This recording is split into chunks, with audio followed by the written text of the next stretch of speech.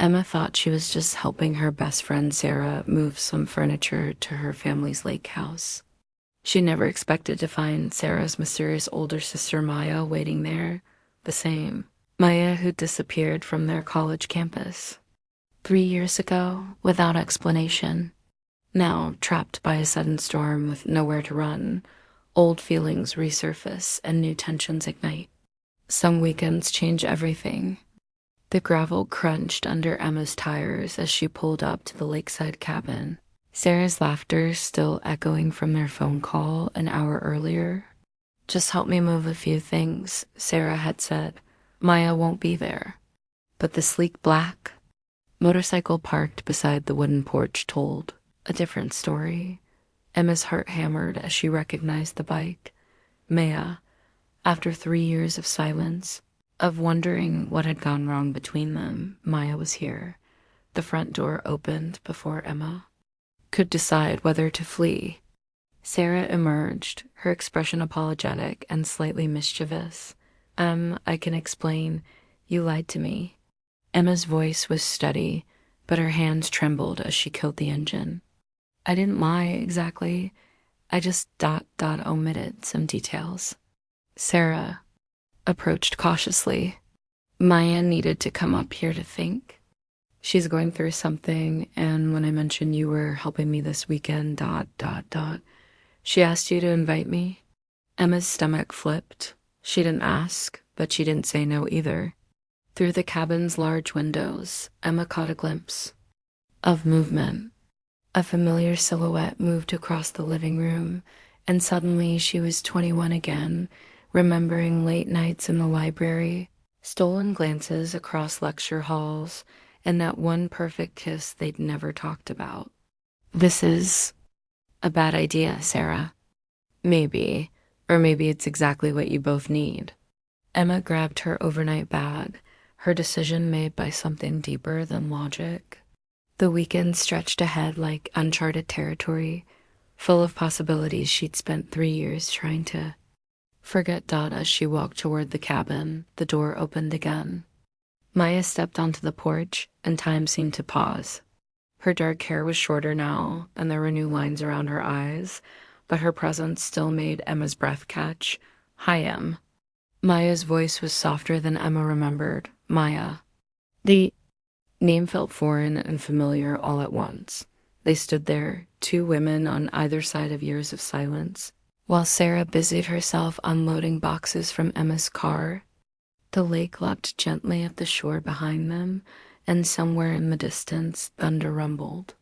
"Storm's coming," Maya observed, her eyes never leaving Emma's face. "I noticed." Maya stepped aside, gesturing toward the open door. "We should probably get inside." Emma nodded, not trusting her voice. As she passed Maya in the doorway, she caught a hint of that familiar perfumed jasmine and something uniquely Maya. Some scents, she realized, never fade from memory. Inside. The cabin was cozy and warm, with exposed beams and a stone fireplace. But all Emma could focus on was the way Maya moved, the graceful economy of her gestures as she closed the door against the approaching storm. "So," Sarah said brightly, breaking the tension, "who wants coffee?" The coffee sat cooling in their mugs as rain began pelting the windows. Emma had positioned herself strategically on the couch, far enough from Maya to think clearly, but close enough to study the changes 3 years had carved into her features. "The bridge washed out about an hour ago," Sarah announced, hanging up her phone. "We're stuck until tomorrow at least."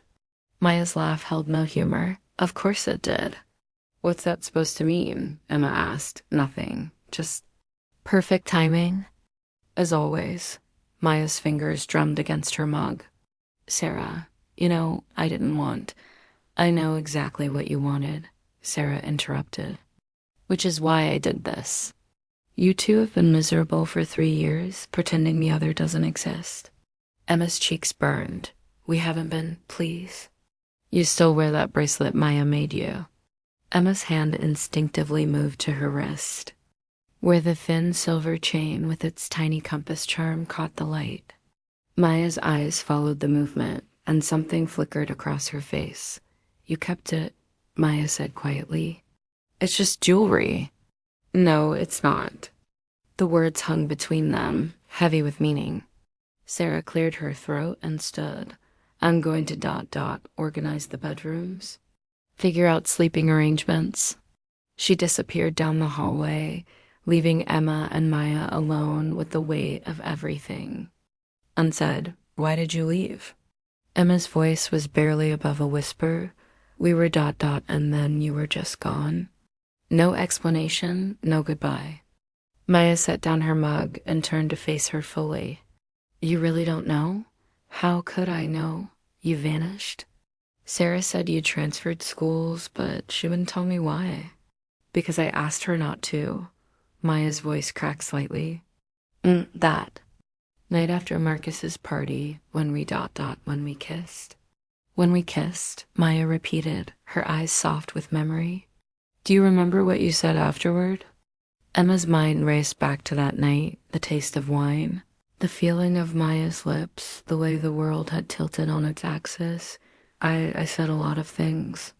You said you'd never felt anything like that before. That it scared you because you'd never thought about women that way. Maya's smile was sad. And then you said you needed time to figure out what it meant. The memory hit Emma like a physical blow. She had said that. In her confusion and overwhelming emotion, she'd asked for space to process. I gave you space, Maya continued. I thought maybe a few days, maybe a week. But then I saw you with David at the coffee shop, holding hands, laughing. You looked so happy, so normal. And I realized that maybe what happened between us was just experimentation for you. Maya, no, I couldn't be someone's experiment. I couldn't be the woman you kissed once and then went back to your regular life to forget. Emma felt tears threatening. So you decided for both of us? You never gave me a chance to what? To let me down easy? To explain how it was? A mistake? To tell you I was falling in love with you? The silence stretched between them like a chasm. Maya's face went through a series of emotions, shock, disbelief, pain, and something that might have been hope. What did you just say? Maya's voice was barely audible above the rain. Emma's heart pounded so hard she was sure Maya could hear it. 3 years of buried feelings came rushing to the surface, and there was no taking the words back now. I said I was falling in love with you, that kiss ... Maya, it didn't scare me because I'd never thought about women. It scared me because I'd never felt anything that intense with anyone, man or woman. Maya stood abruptly and walked to the window, her back to Emma. David was my desperate attempt to convince myself that what I felt for you was just confusion. Emma followed her, stopping just close enough to see Maya's reflection in the glass. It didn't work. Nothing worked. I thought about you every day. Then why didn't you? Because you were gone. Emma's voice broke.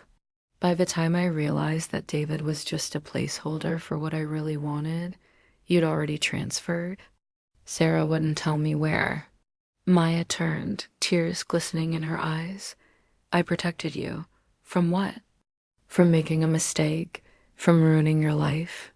Maya's voice was fierce now. Do you know what it's like being gay in your family, in your career? I didn't want you to have to choose between being true to yourself and losing everything else. Emma stepped closer.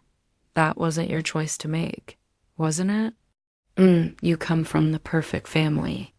Your parents adore you. Your siblings look up to you. You had a clear path graduate, marry David or someone like him, have beautiful babies, live the American dream.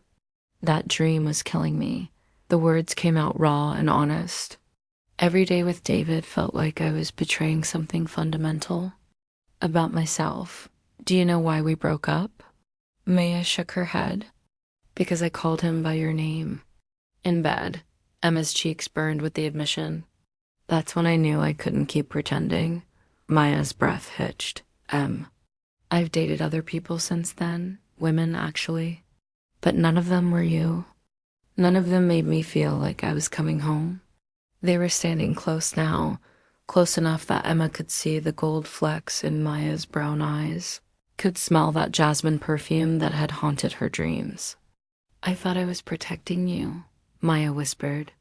But maybe I was just protecting myself. Maybe I was terrified that if I stayed, if I fought for us, you'd eventually realize I wasn't worth changing your life for. Emma reached up and cupped Maya's face gently. You incredible, stupid woman. Don't you realize you were the reason I wanted to change my life in the first place? Sarah's voice carried from the hallway. I'm making dinner. You two better not be fighting. Emma laughed despite the tears on her cheeks. We're not fighting. Good. Because there's only one bedroom with a decent mattress, and I'm claiming it. Maya's eyes widened. She planned this. Every detail, I'm betting. Are you angry? Emma considered this, looking into Maya's face older now, marked by experiences she hadn't been part of, but still the same woman who'd made her question everything. She thought she knew about herself. Ask me tomorrow, she said softly. The storm raged outside while Emma helped Maya build a fire.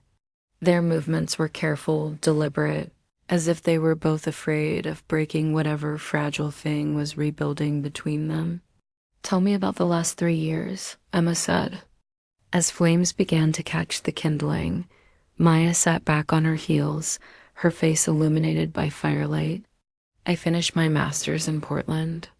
Got a job at an environmental consulting firm. Lived in a tiny apartment with a cat named Neruda. Pablo Neruda. You always loved his poetry. You remember that? Emma settled beside her on the rug. I remember everything about you, Maya. That's been the problem. Maya was quiet for a moment, then continued. I dated someone for about a year, Claire. She was kind, smart, everything I should have wanted. Emma felt a stab of jealousy. Should have? She wasn't you? Maya's honesty was brutal and beautiful. I tried to love her the way she deserved, but you can't force your heart to forget its home. Is that what I am? Your home? Maya turned to face her fully. You always were? Even when I was running from you, especially then. They sat in comfortable silence, watching the fire dance. Outside, the storm was beginning to ease, but neither woman seemed eager to acknowledge that their time here was limited. What happens now? Emma asked. I don't know. I live in Portland. You're still here. We have jobs, lives, complications. Complications can be solved. Maya smiled, the first real smile Emma had seen from her all day. When did you become the optimistic one? When I realized that the worst 3 years of my life were the ones without you in them. Maya reached for Emma's hand, their fingers intertwining naturally. I missed you. Every day, I missed your laugh, the way you think out loud, how you make everything seem possible. I missed you too. But Maya ... Emma hesitated, then forged ahead. I need you to promise me something. What? No more running. No more making decisions for both of us. If we're going to try this, and I want to try this, we do it together. We face the complications together. Maya squeezed her hand. I promise. But I need you to promise me something too. Anything. Promise me you're not doing this just because you miss me, or because you feel guilty about how things ended. Promise me you're choosing us because it's what you really want. Emma shifted closer until their knees were touching. Maya, I've spent 3 years trying to find with other people what I felt with you in one night. I've built a completely different life than the one I thought I wanted, and it's all been leading back to you. I'm not choosing this because of guilt or nostalgia. I'm choosing this because you're the person I want to wake up next to. You're the person I want to tell about my day. You're the person I want to build something real with. Maya's eyes filled with tears again, but this time they looked like tears of joy. I love you, Em. I never stopped. I love you too. This time, when they kissed, there was no confusion, no fear of the unknown. There was only coming home. 3 months later, Emma signed the lease on a Portland apartment just 6 blocks from Maya's place. Sarah took full credit for their reunion and insisted on being the maid of honor at their commitment. Ceremony the following spring, the storm had washed out more than just a bridge that weekend. It had cleared away years of misunderstanding, fear, and lost time. Some storms, Emma learned, don't just destroy. Sometimes they clear the ground for something beautiful to grow, ready for your own love story. Share this tale with someone who believes in second chances and let us know in the comments. What would you do if you had the chance to reunite with your lost love?